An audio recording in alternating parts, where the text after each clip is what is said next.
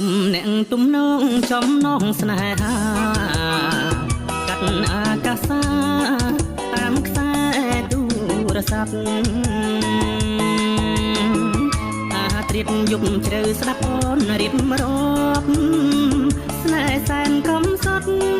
ដូចមេឃឆ្ងាយដីបងនៅអាមេរិកអូននៅកម្ពុជាថ្ងៃខែខុសគ្នាទាំងយប់ទាំងថ្ងៃ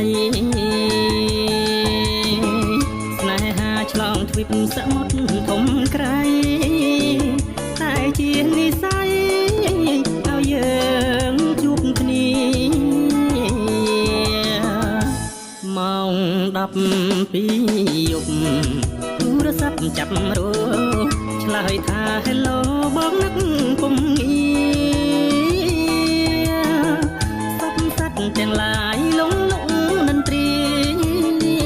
សល់តែតារាបងរួតរាំងស្មៃមិនយូរប៉ុន្មានបងឡើងយន្តហោះទៅជួបស្រីស្រស់នៅពោធិ៍ចិនតងអូនចាំទទួលសម្រងផោផង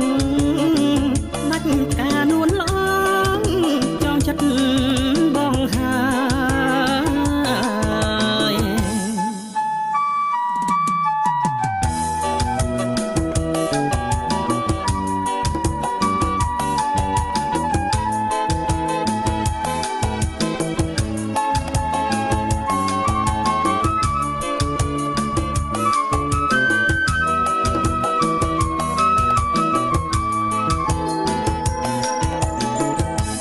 ម៉ោង12យប់ទូរស័ព្ទចាប់រោឆ្លើយថា Hello បងនឹកពុំងាសពសត្វទាំងឡាយលងលងនន្ត្រីសល់តែតារាបងរួតរាំងស្មៃមិនយូរប៉ុន្មានបងឡើងយន្តហោះ